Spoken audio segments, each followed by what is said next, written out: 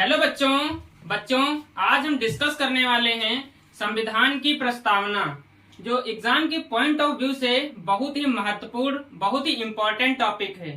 तो हम basically discuss करेंगे संविधान क्या होता है, संविधान की प्रस्तावना को डिस्कस करेंगे, प्रस्तावना और उद्देशिकाएं क्या होती हैं, और हमको डिस्कस करना है कि संविधान सभा क्या होती है। बहुत सारी चीजें हैं जो एग्जाम के पॉइंट ऑफ व्यू से बहुत ही इम्पोर्टेंट हैं। और जो संविधान की प्रस्तावना जो टॉपिक है, ये एग्जाम में कोई भी कंपटीशन का एग्जाम हो, हर एग्जाम में इससे क्वेश्चन आते ही हैं और भविष्य में आते रहेंगे। तो आज हम डिस्कस करेंगे संविधान की प्रस्तावना। तो संविधान की प्रस्तावना में एक शब्द आया है संविधान। तो हम बात कर लेते हैं संविधान क्या होता है। तो जैसे क्या है कि हम लोग पढ़ते हैं किताब, तो संविधान भी एक किताब है, एक डायरी है, जिसमें पूरे भारत को चलाने के लिए कानून और नियम क्या हैं रखे हुए हैं, जिससे पूरा भारत जो है चलता है। ये होता है संविधान। अब हम बात करते हैं संविधान की प्रस्तावना। तो जो संविधान किताब है, जो डायरी है, उसका जो फर्स्ट पेज होता है, जो जिसमें पूरे संविधान का संपूर्ण निचोड़ है, वो होता है हमारा प्रस्तावना। बेसिकली जो प्रस्तावना का तात्पर्य है, भारतीय संविधान के जो मूल आदर्श हैं, इनको क्या किया गया है, संविधान की प्रस्तावना में समाहित किया गया है। ये होता है हमारा प्रस्तावना। अब हम डिस्कस करते हैं प्रस्तावना के बेसिक पॉइंट्स कि प्रस्तावना कहाँ से लिया गया है, प्रस्तावना की भाषा क्या है। ठीक है, तो हम बात करते हैं जो प्रस्तावना है, इसको संविधान सभा में जो पेश किया था, वो पेश किया था पंडित जवाहरलाल नेहरू ने, और इसे प्रस्तुत किया गया था पंडित जवाहरलाल नेहरू द्वारा 13 दिसंबर 1946 को। तो यहाँ से हमारा सबसे इम्पोर्टेंट क्वेश्चन ये है कि जो प्रस्तावना है किसके द्वारा पेश किया गया। तो प्रस्तावना पेश किया गया है पंडित जवाहरलाल नेहरू द्वारा। दूसरा क्वेश्चन अराइज होता है यहाँ से, कब पेश किया गया है। पेश किया गया है 13 दिसंबर 1946 को। और यहाँ से तीसरा क्वेश्चन हमारा निकलता है कि जो पेश किया गया था प्रस्तावना पंडित जवाहरलाल नेहरू द्वारा, उसे अपनाया कब गया। तो उसे अपनाया गया है 22 जनवरी 1947 को। संविधान सभा द्वारा कब अपनाया गया था, 22 जनवरी 1947 को अपनाया गया था। अब जो संविधान की ये प्रस्तावना है, संविधान की प्रस्तावना जो है ये कहाँ से लिया गया है। तो संविधान की जो प्रस्तावना है वो लिया गया है अमेरिका के संविधान से। जो मतलब संविधान के प्रस्तावना के जो विचार हैं, जो पॉइंट्स हैं, वो लिए गए हैं, कहाँ से लिए गए हैं, अमेरिका से लिए गए हैं। और जो संविधान के प्रस्तावना की जो भाषा है, जो संविधान के प्रस्तावना की जो भाषा है, वो कहाँ से ली गई है, ऑस्ट्रेलिया से ली गई है। कहाँ से ली गई है, ऑस्ट्रेलिया से ली गई है। अब हमको क्या करना है, जो हमने इसके बेसिक पॉइंट्स हैं, जो बेसिक चीजें थी, वो हमने कर ली है कवर। तो बेसिकली संविधान की प्रस्तावना कहता क्या है, इसमें है क्या। तो हमने आपको पहले बताया था, जो संविधान जो किताब है, जो डायरी है, उसका जो फर्स्ट पेज होता है, उसमें संपूर्ण संविधान का जो मूल आदर्श हैं, उनको क्या किया गया है, प्रस्तावना के अंदर समावेशित किया गया है, रखा गया है। पूरे संविधान का जो ओवरव्यू है वो प्रस्तावना में बता दिया गया है। तो जब हमने प्रस्तावना को पढ़ा, तो उसमें से हमने 3 पॉइंट को निकाला, जो हमारे एग्जाम के पॉइंट ऑफ व्यू से बहुत ही इंपॉर्टेंट है। तो प्रस्तावना में सबसे पहला पॉइंट आता है संविधान का स्रोत। पहला पॉइंट क्या आता है, संविधान के स्रोत आता है। संविधान का स्रोत क्या है, स्रोत मतलब शक्ति क्या है, संविधान शक्ति किसको देता है, प्रस्तावना जो है वो शक्ति किसको देती है। तो यहाँ पर एक हमने शब्द लिखा है, हम भारत के लोग। क्या लिखा है, हम भारत के लोग। कहने का मतलब जो ये संविधान है, ये पूरा भारत की जनता को समर्पित है। पूरी की पूरी शक्ति संविधान की किसके पास है, भारत की जनता के पास है। दूसरा, जो संविधान का जो स्वरूप है वो बताया गया है। यहाँ पर 5 पॉइंट हमने लिखे हैं, जो बहुत इंपॉर्टेंट है और हर एक प्रत्येक एग्जाम में क्या है पूछे ही जाते हैं। तो यहां पर हमने पहला पॉइंट लिखा है संपूर्ण प्रभुत्व संपन्न। संपूर्ण प्रभुत्व संपन्न, ये जो शब्द है, इस शब्द का मतलब होता है बाह्य शक्तियों से मुक्त। संपूर्ण प्रभुत्व संपन्न का मतलब होता है बाह्य शक्तियों से मुक्त। कहने का मतलब है जो भारत है, जो भारत के आंतरिक डिसीजन होंगे, जो अंदर के डिसीजन होंगे, जो बाहर के डिसीजन होंगे, कहने का मतलब है किस देश से हमको दुश्मनी करनी है, किस देश से हमको समझौता करना है और निर्यात करना है या आयात करना है, ये सारे डिसीजन जो हैं ये भारत की जो सरकार है, चाहे वो राष्ट्रपति हो चाहे वो प्रधानमंत्री हो, वो ले सकते हैं। यही होता है संपूर्ण प्रभुत्व संपन्न का मतलब। दूसरा यहाँ पर पॉइंट लिखा है हमने समाजवादी। दूसरा पॉइंट हमने क्या लिखा है? समाजवादी लिखा है। अब समाजवादी शब्द का बेसिकली वैसे मतलब होता है समानता, लेकिन इसको थोड़ा हम विस्तार से समझते हैं। तो जो यूरोप महाद्वीप है, यूरोप महाद्वीप में कार्ल मार्क्स की विचारधारा के अकॉर्डिंग, जो कार्ल मार्क्स थे उनकी विचारधारा क्या कहती है समाजवाद के लिए? कहती है जो गरीब वर्ग है और जो अमीर वर्ग है, समाजवादी इन दोनों के संघर्ष को बताती है। क्या बताता है? इन दो गरीब और जो मजदूर वर्ग है उनके किसको बताता है? संघर्ष को बताता है। और भारत में क्या है? भारत में समाजवाद का मतलब होता है समानता। उसमें ये नहीं कि गरीब वर्ग जो है, जो मजदूर वर्ग है, वो क्या करे, बेसिकली संघर्ष करे। तो यहाँ भारत में सबको समानता का अधिकार है। यही होता है बेसिकली समाजवाद का मतलब।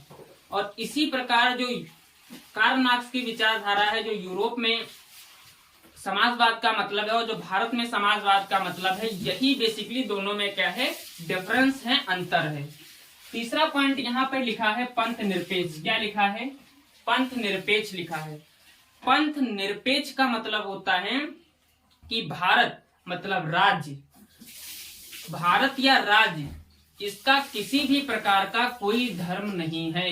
यही होता है पंथ निरपेक्ष का मतलब। यहां से हमको एक पॉइंट ध्यान रखना है कि जो संविधान की प्रस्तावना है, इसमें धर्म निरपेक्ष का शब्द का यूज नहीं किया गया है। यहाँ पर शब्द यूज किया गया है पंथ निरपेक्ष। तो यहां से भी क्वेश्चन एराइज होता है कि संविधान की प्रस्तावना में धर्म निरपेक्ष शब्द है कि पंथ निरपेक्ष है। तो बेसिकली यहाँ पर कौन सा शब्द है? पंथ निरपेक्ष है। अब यहाँ पर जो चौथा पॉइंट आता है वो पॉइंट आता है लोकतंत्रात्मक। अब लोकतंत्रात्मक क्या होता है? लोकतंत्रात्मक का मतलब होता है लोगों का शासन। अब जो अब्राहम लिंकन थे, अब्राहम लिंकन के अकॉर्डिंग जो लोकतंत्र का मतलब है जनता का, जनता के लिए, जनता द्वारा शासन। मतलब सब कुछ यहाँ जनता के पास ही है। यही है बेसिकली लोकतंत्र, जहां पर जनता का शासन होता है। जनता प्रत्यक्ष या अप्रत्यक्ष रूप से अपने प्रतिनिधि का चुनाव करती है। यही है लोकतंत्र।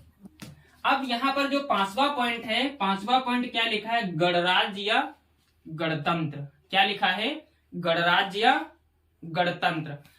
अब भारत में क्या है, इंडिया में क्या है, यहाँ पर क्या होते हैं? प्रत्यक्ष या अप्रत्यक्ष रूप से प्रतिनिधि को क्या किया जाता है? चुना जाता है। तो अब गणराज्य और गणतंत्र, लोकतंत्रात्मक और गणतंत्र में लोग क्या होते हैं? कंफ्यूज होते हैं। तो बेसिकली आपको कंफ्यूज नहीं होना, यहाँ पर थोड़ा माइनर अंतर है, हल्का सा अंतर है। तो गणराज्य में होता क्या है? जैसे हमने राष्ट्रपति को चुना, तो राष्ट्रपति अगर जो योग्य होगा तो वो राष्ट्रपति बनेगा। अब यहाँ पर ऐसा नहीं होगा कि राष्ट्रपति का लड़का जो है वही राष्ट्रपति बने, प्रधानमंत्री का लड़का ही प्रधानमंत्री बने। कहने का मतलब वंशानुगत चीजें नहीं होंगी, वंश के अकॉर्डिंग सारी चीजें नहीं होंगी। ये होता है हमारा राजतंत्र में। राजतंत्र में क्या होता है? राजा का बेटा ही राजा बनता है। लेकिन गणतंत्र या गणराज्य में ऐसा नहीं है। यहाँ पर क्या है? अगर जो आप योग्य हैं, आप कुशल हैं, आपके अंदर वो शक्ति है, क्षमता है, तो आप भारत के राष्ट्रपति बनेंगे, भारत के प्रधानमंत्री बनेंगे। ठीक है, तो ऐसा नहीं है कि प्रधानमंत्री का लड़का ही प्रधानमंत्री बनेगा। यही होता है लोकतंत्रात्मक और गणराज्य में बेसिक अंतर। ठीक है, हमने डिस्कस किया संविधान की स्रोत मतलब शक्ति किसके पास है, तो संविधान पूरी शक्ति देता है जनता को।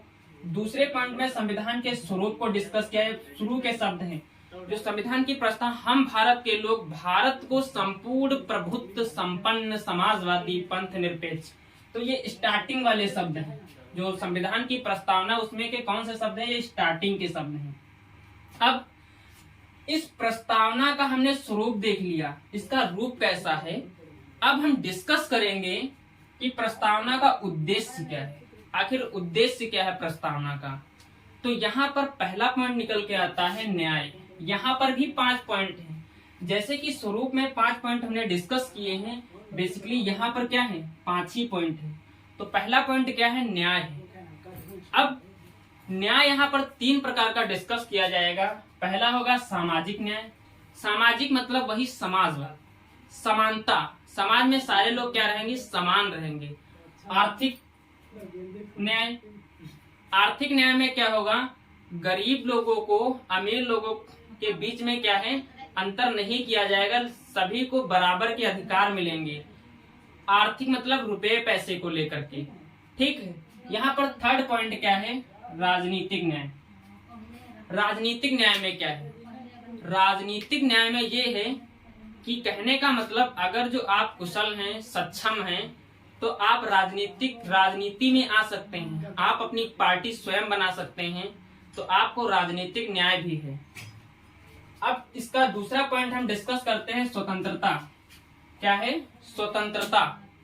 स्वतंत्रता, अब स्वतंत्रता का मतलब होता है, मतलब आपको बोलने की स्वतंत्रता है, प्रेस की स्वतंत्रता है, बहुत सारी स्वतंत्रताएं आपको मिलती हैं जो मौलिक अधिकार के अंतर्गत आता है। ठीक है, और यहाँ पर तीसरा वर्ड आता है समता। समता का बेसिकली मतलब वही समानता ही होता है कि समाज में जो लोग हैं वो क्या है, सबको समान दृष्टि समान नजर से देखा जाए। यहाँ पर थर्ड पॉइंट आता है अखंडता। अब अखंडता क्या होता है, तो अखंडता का मतलब ये होता है कि जो भारत के लोग हैं, जो मतलब हमारा भारत देश है, भारत देश जो है विविधताओं का देश है, मतलब यहाँ अलग अलग प्रकार के लोग रहते हैं, अलग अलग धर्म के लोग रहते हैं, तो यहाँ के जो लोग हैं वो क्या है, भारत की अखंडता को बनाए रखें, यही है हमारी अखंडता। यहाँ पर चौथा व्यक्ति, और क्या आता है, व्यक्ति की गरिमा। अब व्यक्ति की गरिमा का मतलब क्या होता है, तो जो यहाँ पर व्यक्ति की गरिमा है, तो हम आर्टिकल नंबर 21 जो अनुच्छेद 21 है, जो विषय हम पढ़ेंगे उसमें अनुच्छेद 21 में हम पढ़ेंगे प्राण एवं दैहिक स्वतंत्रता का अधिकार, जिसमें क्या है कि कोई व्यक्ति जो है अपनी मर्जी से आत्महत्या नहीं कर सकता है, ये है उसकी गरिमा। मतलब पहले जो भारत है वो आपकी देखभाल करेगा, फिर जो भारत के रहने वाले लोग हैं वो भारत की क्या करेंगे, देखभाल करेंगे, यही आता है प्राण एवं दैहिक स्वतंत्रता के अंतर्गत। और इसमें प्रत्येक व्यक्ति अपनी गरिमा को क्या रखे, बनाए रखे। और बेसिकली यहाँ पर एक पॉइंट आता है राष्ट्र की एकता एवं अखंडता। अब जो हमारा भारत देश है, जो हमारी कंट्री है, जो हमारा राज्य है, ये क्या है, विविधताओं का देश है। यहाँ पर अलग अलग धर्म के लोग रहते हैं, अलग अलग जाति के लोग रहते हैं, अलग अलग रंग रूप के लोग पाए जाते हैं। तो सभी लोगों को एक साथ बनाए रखना भारत के लोगों की क्या है, एक जिम्मेदारी है कि सभी लोगों को एक साथ बांधे रखें, यही है भारत की एकता और अखंडता।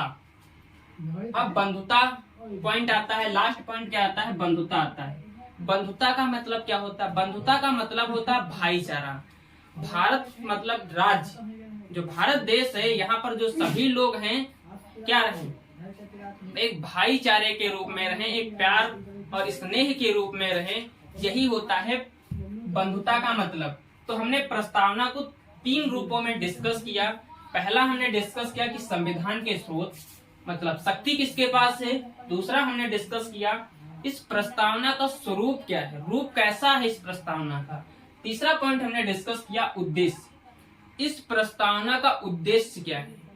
आखिर जो संविधान पूरा बना हुआ है, हमने पहले जब प्रस्तावना की आपको डेफिनेशन बताई थी तो हमने कहा था कि प्रस्तावना से तात्पर्य है मूल आदर्शों से। जो संविधान के अंदर मूल आदर्श हैं उन्हीं शब्दों से हैं।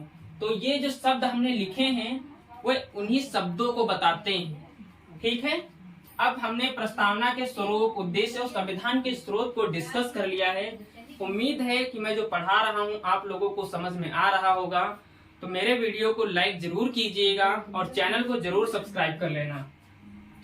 तो हमने इसके बेसिक चीजों को डिस्कस कर लिया और हमने प्रस्तावना के स्रोत, स्वरूप और उद्देश्य को डिस्कस कर लिया। अब जो ये लिखा है हमने, हम भारत के लोग, यहाँ से होता है स्टार्ट। और पूरी प्रस्तावना, ये भी क्वेश्चन आपसे पूछ सकता है कि पूरे प्रस्तावना में भारत का कितनी बार जिक्र है। तो पूरी प्रस्तावना में भारत का 2 बार जिक्र है। और स्टार्टिंग में क्या लिखा, हम भारत के लोग। यहाँ से होता है संविधान की प्रस्तावना की वो स्टार्टिंग होती है। और अंत कहाँ से होता है, 26 नवंबर 1949 को अंगीकृत करना। यहाँ पर होता है प्रस्तावना की एंडिंग। तो प्रस्तावना अंगीकृत कब किया गया था, 26 नवंबर 1949 को अंगीकृत किया गया था।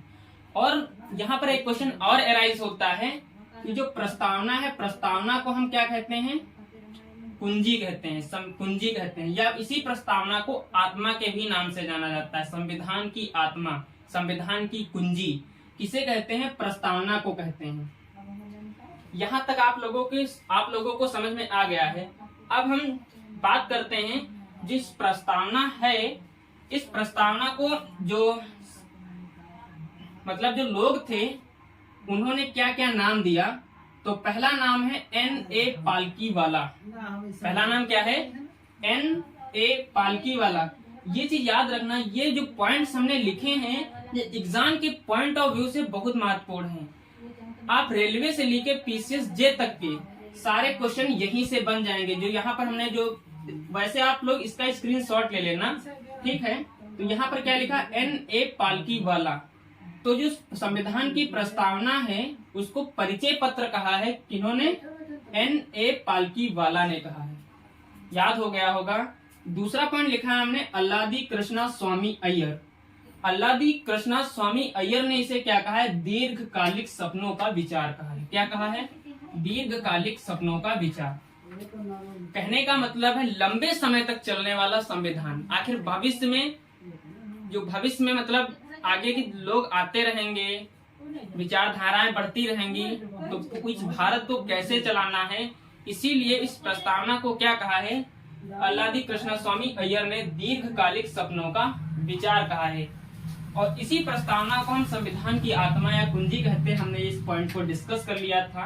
अब हमने इस पूरे प्रस्तावना को ओवरव्यू समझ लिया है।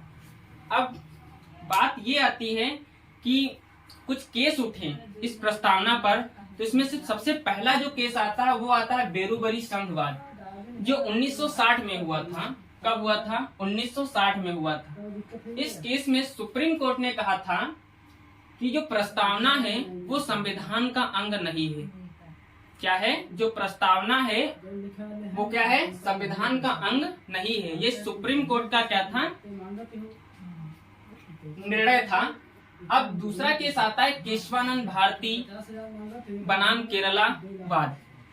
ये केस जो हुआ था ये हुआ था 1973 में, यानी कि 1960 से लगभग 13 साल बाद केशवानंद भारती केस आया था। इसमें सुप्रीम कोर्ट का निर्णय था कि जो संविधान की प्रस्तावना है इसमें क्या किया जा सकता है, ये संविधान का अंग है और इसमें संशोधन किया जा सकता है।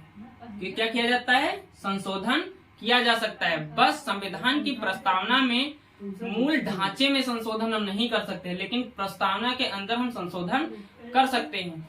जब ये दोनों केस आए, इसके बाद 1976 में संविधान में 42वां संविधान संशोधन किया गया और इसी के तहत 3 शब्दों को जोड़ा गया है। पहला शब्द है समाजवादी, दूसरा शब्द है पंथ निरपेक्ष और तीसरा है अखंडता। ये तीनों शब्द आपके एग्जाम के पॉइंट ऑफ व्यू से बहुत ही इंपॉर्टेंट है और आप लोग इन शब्दों को जरूर याद कर लेना। मैं फिर से एक बार बोल रहा हूँ कि जो इन केस के बाद क्या हुआ कि 1976 में 42वां संविधान संशोधन हुआ, जिसके अंतर्गत प्रस्तावना में 3 शब्द जोड़े गए। पहला शब्द था समाजवादी, दूसरा शब्द था पंथ निरपेक्ष और तीसरा शब्द था अखंडता। इन 3 शब्दों को क्या किया गया, जोड़ा गया। तो हमने संविधान की प्रस्तावना के बारे में डिस्कस कर लिया है, बहुत सारे पॉइंट्स को पढ़ लिया है। यदि आपको मेरा वीडियो पसंद आया हो तो आप वीडियो को लाइक जरूर कीजिएगा, चैनल को जरूर सब्सक्राइब कर लेना, जिससे इस तरह के वीडियो आप लोगों को मिलते रहें। Thank you.